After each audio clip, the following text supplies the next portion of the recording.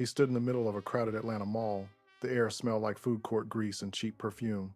He was just a little kid in baggy jeans, but people stared at him like he was royalty. Girls followed him past the shoe stores. He did not have a hit song yet. He did not even have a record deal. He just had a swagger that money cannot buy. It was the early 90s. The rap game was getting younger. Stars like LL Cool J got signed at 16. Foxy Brown was 14, but this boy was barely out of elementary school. He met his best friend in the first grade. They danced around the playground for fun. They had no idea a genius named Jermaine Dupri was watching them from the shadows. Here is the deal. Jermaine saw the crowd. He saw the magnetism. He asked them one simple question. That question changed hip-hop forever. It turned two regular kids into global icons. They flipped their clothes backward. The zipper faced the rear. The pockets faced the front. The world went crazy. They released Jump and Touch the Sky, but gravity pulls hardest on those who fly the highest. The heat in Atlanta hits you like a heavy blanket. It rises off the asphalt. It sticks to your skin. In August of 1978, a new sound entered this humid world. Kris Kelly took his first breath. He was small, but his presence was loud. He was born into a city that was finding its own voice. New York had the rhymes. Los Angeles had the gangsta attitude. But Atlanta had something else. It had soul, it had grit, and it had a rhythm that moved a little differently. Kris Kelly grew up soaking in this sound. His mother did not play nursery rhymes. She played the heavy hitters.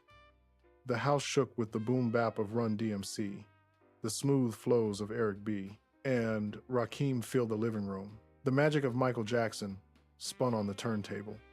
The music was not just background noise. It was a teacher. It was a father figure. It was a map to a bigger world. Music gets into your bones when you are that young. It shapes how you walk. It changes how you talk. Kris Kelly was a student of the beat before he could even do long division. But here is the deal. Talent is lonely without a partner. Even Michael Jordan needed Scottie Pippen. Kris met his other half in the first grade. His name was Chris Smith. They called him Daddy Mack. Kelly was Mack Daddy. It was like looking in a mirror. They had the same energy. They had the same drive. By the third grade, they were not just classmates. They were a group. Picture two little boys in an Atlanta schoolyard. They are not playing tag. They are not pushing swings. They are rapping. They are dancing. They are mimicking the moves they saw on television. Other kids laughed. Teachers told them to sit down, but the hunger was already there. They performed for anyone who would look. They turned the cafeteria into a concert hall. They turned the street corner into a stage. They were underdogs in a game meant for grown men. The rap world in the early 90s was tough. It was hard. It was full of gold chains and angry lyrics. Teenagers like LL Cool J had cracked the door open. Foxy Brown kicked it down at 14. But these two were just children. They were barely tall enough to ride the roller coaster. They did not have money. They did not have connections. They just had the mall. The mall was the center of the universe. It smelled of fresh popcorn and new sneakers. It was loud. It was chaotic. It was the place to be seen. Kris and Kris spent their days there. They walked past the glass windows. They looked at clothes they could not buy. They soaked up the attention. People watched them. It was strange. They were just kids in jeans and t-shirts, but they walked with a purpose. They had a natural swagger. Girls whispered as they walked by. Older kids stopped and stared. They had the it factor, and they did not even have a song on the radio yet. Then came the day that changed everything. It was just a regular afternoon. The mall was packed. The air conditioner hummed against the Georgia heat. The boys saw something that stopped them in their tracks. It was a music group called Silk Times Leather. They were local stars. They had the look. Standing next to them was a young man with big glasses and a serious face. His name was Jermaine Dupri. Here is where the story twists. Most kids would be too scared to approach. Most kids would hide. But Kris and Kris were not most kids. They walked right up to the group. They asked for autographs. They just wanted a piece of paper signed by someone famous. But Jermaine Dupri was not looking at the paper. He was looking at the crowd. He saw the way people looked at these two little boys. He saw the magnetic field around them. It confused him. These kids were nobodies. They had no record deal. They had no music video. Yet, the crowd followed them like they were the kings of the food court. Jermaine had to know why. He leaned down. He looked Chris Kelly in the eye. He asked a simple question. What do you do to get these people's attention like this? The answer was pure gold. It was innocent. It was arrogant. It was perfect. We just cool like that. Jermaine Dupri was a genius. He saw the future in that sentence. He did not see two little boys. He saw dollar signs. He saw a global phenomenon. He asked them if they wanted to rap. He asked if they wanted to make a demo tape. They were 10 and 11 years old. They said yes. Jermaine became the architect. He was just a writer and producer then. He did not have a big record label. He was shopping their tape around town. He needed a hook. He needed something that would make people stop and stare, just like they did in the mall. The group needed a name. They started with Kris. It was simple. It was cute, but it wasn't a hit. Then Jermaine thought about it. Two kids, crossing paths, crossing over. Crisscross. But a name was not enough. They needed a look. The style at the time was baggy clothes. Everything was oversized. Jermaine looked at the jumpers the boys were wearing. A crazy idea popped into his head. Turn them around, he said. The boys looked at him. Put their pants on backward, put the shirt on backward. It sounded insane. It was uncomfortable. The zipper was in the back. The pockets were in the front. It made walking hard. It made sitting down even harder. But they trusted him. They put the clothes on backward. They walked back into the mall. The reaction was instant. Heads turned. Jaws dropped. People pointed. They laughed at first, but then they stopped laughing. They started looking, really looking. It was different. It was bold. It was a statement. Jermaine smiled. He knew he had lightning in a bottle. By 1992, he secured a deal with Rough House Columbia. They went into the studio. The beat dropped. The sample looped. Chris Kelly stepped up to the microphone. He channeled all that energy from his mother's living room. He poured all that swagger from the mall into the lyrics. They recorded a song called Jump. It was infectious. It was explosive. It climbed the charts like a rocket. It stayed at #1 on the Billboard Hot 100 for 8 weeks. It sold over 2 million copies. Suddenly, everyone wanted to be like them. Kids in suburbs, kids in cities. They all turned their jeans around. They all wanted to be cool like that. But wait, it gets worse. Success is a bright light. It attracts everyone. It attracts fans. It attracts money. But it also attracts trouble. Rumors started to fly. People whispered that Treach from the group Naughty by Nature was angry. They said he felt Kross stole his style. They said he had a problem with Jermaine Dupri. The beef was simmering. The pressure was building. Chris Kelly was on top of the world. He was the Mack Daddy. He had the fame. He had the fans.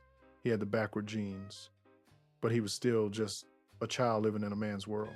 And the music business has a way of eating its young. The sun was shining bright on Atlanta, but storm clouds were gathering on the horizon. The higher you jump, the harder you hit the ground. And Chris Kelly was jumping higher than anyone else. The needle dropped on the vinyl. The horn blared. The beat kicked in like a mule. In 1992, you could not turn on a radio without hearing that sound. It was inescapable. It blasted from car windows in Brooklyn. It shook the trunks of Chevys in Los Angeles. It echoed through school hallways in Chicago. Jump was not just a song. It was an earthquake. Chris Kelly and Chris Smith were no longer just two kids from Atlanta. They were titans. The song stayed at #1 on the Billboard Hot 100 for 8 weeks. Think about that for a second. For 2 solid months, nobody could touch them. Not Madonna, not Whitney Houston. 2 middle schoolers held the crown. They sold over 2 million copies of that single alone. The money rained down. It did not trickle. It poured. Here is the reality. The music industry had seen young stars before, but it had never seen anything this explosive. Kross did not just climb the charts. They hijacked the entire culture. Suddenly, the world looked different. Walk into any classroom in America in 1992. You would see it. Kids of all colors were wearing their clothes backward. It became a uniform. The zipper was in the back. The pockets were useless. It was hard to reach your wallet. It was hard to use the bathroom, but nobody cared. It was the ultimate symbol of cool. Teachers banned it. Parents shook their heads. They did not understand. But that was the point. It was a secret code for the youth. If your genes were backward, you were part of the movement. Chris Kelly was the general of this army. He stood on stage with his jersey reversed, and millions of kids followed his orders. Their debut album hit the shelves. It was called Totally Krossed Out. The title was perfect. The album flew off the shelves. It went multi-platinum. It proved they were not one-hit wonders. They followed up Jump with Warm It Up. The video showed them living the dream. They were young, black, and rich. They drove go-karts. They had jet skis. They showed the world that black joy was profitable. For the black community, this was a moment of pride. These were not kids acting like adults. They were not selling violence. They were selling fun. They were selling swagger. They showed that a kid from the South could dictate the style of the entire globe. But gravity pulls hardest on those who fly the highest, and Kris Kross was about to fly higher than anyone. Picture this. The phone rings. It is not a promoter. It is not a radio station. It is the king of pop. Michael Jackson wanted them. He was the biggest star on the planet. He saw what Jermaine Dupri saw. He saw the magic. He invited Kris Kross to join him on his Dangerous World Tour. This is the peak of the mountain. Chris Kelly went from the food court in Atlanta to stadiums in Europe. He performed for huge crowds. One night, he was doing homework. The next night, he was opening for Michael Jackson in front of 100,000 screaming fans. They appeared in Michael Jackson's video for Jam. They played basketball with the legend. They were peers. They stood shoulder to shoulder with greatness. The lifestyle was dizzying. Most kids their age were asking for an allowance. Chris Kelly was buying houses. He bought cars he was not old enough to drive. He filled his home with arcade games. He lived inside a fantasy. He was the breadwinner for his family before he could even shave. Jermaine Dupri had turned his vision into an empire. The genius producer had struck gold. He took the rawness of the street and polished it for the suburbs. He crafted a sound that was hard enough for the hood but catchy enough for the pop charts. The duo was everywhere. You could not escape their faces. They had a video game on the Sega CD. They had cameos on television shows like A Different World and In Living Color. They were the faces of Sprite commercials. They were kings. But success at that age is a drug. It feels like it will last forever. You think the screaming fans will always be there. You think the phone will never stop ringing. You think you will stay young and cute forever. Chris Kelly soaked it all in. He was the Mack Daddy. He had the attitude. He was the rougher edge of the group. He wore the fame like a loose jacket. He enjoyed the attention. He enjoyed the respect. For a brief moment in time, everything was perfect. The sun was shining directly on them. They were on top of the charts. They were on top of the fashion world. They were standing next to Michael Jackson. But biology is a cruel mistress. Time does not stop for anyone, not even for the Mack Daddy. While the world saw a smile, the shadows were growing. The boys were growing up. Their voices were changing. The cute cheeks were thinning out. The backward clothes were starting to look like a costume instead of a style. The public is fickle. They love a novelty, but novelties fade. The same people who cheered for Jump were getting ready to turn the dial. The music industry is a machine.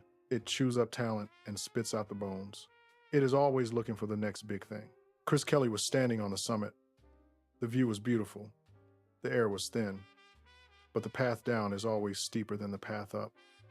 The silence was waiting for him, and that silence would be louder than the applause. Biology is the one enemy you cannot fight. You can fight the critics, you can fight the record labels, you can even fight the haters, but you cannot fight nature. Here's the deal. In 1993, the magic started to fade. It did not happen all at once. It happened slowly, like a tire leaking air. The boys were growing up. The squeaky voices that made Jump so catchy began to crack. Their throats got deeper. Their shoulders got broader. They were teenagers now. They went back into the studio to record their second album, Da Bomb. The title was meant to be tough. They posed on the cover in a grimy alleyway. They tried to look hard. They tried to grow up with their audience. The album went platinum. It sold 1 million copies. For most artists, 1 million copies is a dream. But for Kris Kross, it was a warning. Their first album sold 4 million. The audience was shrinking. The fever was breaking. The world of hip-hop was changing fast.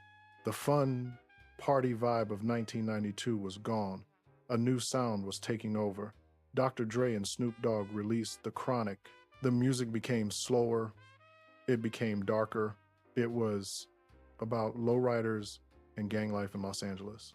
Suddenly, two kids with their clothes on backward did not look cool anymore. They looked like a gimmick. By 1996, the writing was on the wall. They released Young, Rich, and Dangerous. The sales dropped again. The phone stopped ringing as often. The screaming girls moved on to the next big thing. The backward jeans stayed in the closet. The boys started wearing their clothes the right way around. It was a symbol. The magic trick was over. The curtain had fallen. Kris Kelly was still young. He was barely an adult. But in the music business, he was already an old man. He had lived a whole lifetime before he could legally drink a beer. The group split up. Chris Smith, the Daddy Mack, wanted to try new things. He wanted to learn about business. He wanted to find himself outside of the spotlight. But Kris Kelly, the Mack Daddy, struggled. The silence of an empty room is loud when you are used to the roar of a stadium. He had money. He had a big house in Atlanta. But he did not have the purpose he used to have. Then his body betrayed him again. He started losing his hair. Patches of his scalp became bare. It was a condition called alopecia.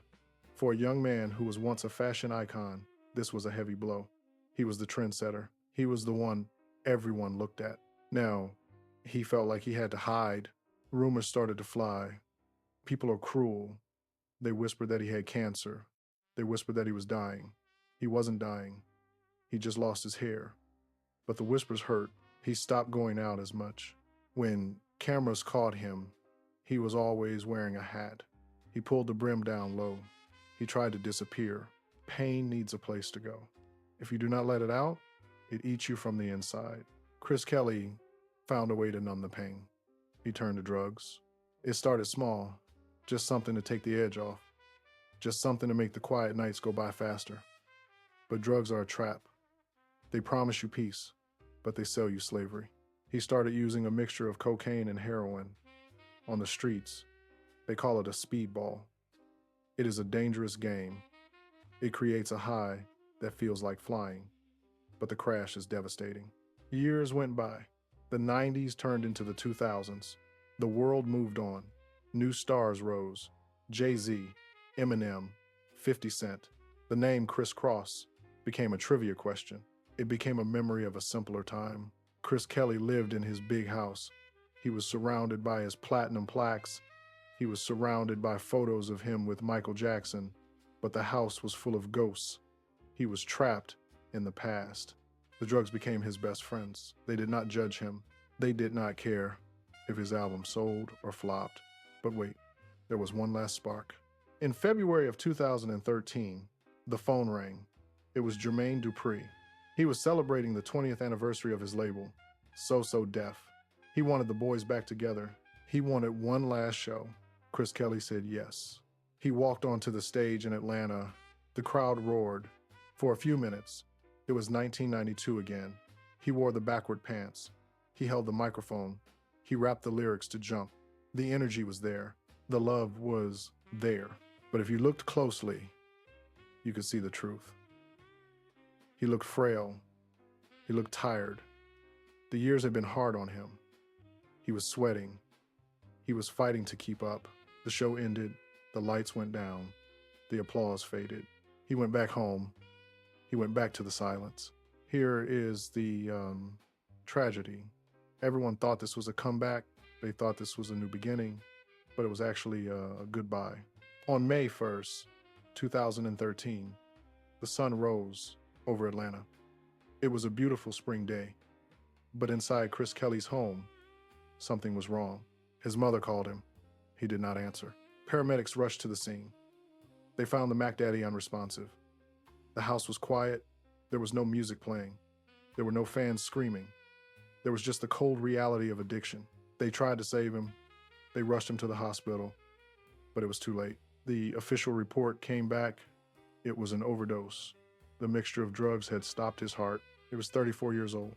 The news hit the internet like a bomb. People could not believe it. They remembered the little boy in the mall. They remembered the joy. They remembered the dancing. They did not want to think about the pain. They did not want to think about the lonely nights. Kris Kelly touched the sky. He jumped higher than anyone. But the world is a heavy place. It pulls you down. He gave us the soundtrack of our youth, but he paid for it with his life. The music stopped. The legacy remained, but the boy who lived backward was gone. The news broke on a Wednesday. It moved faster than any song ever could.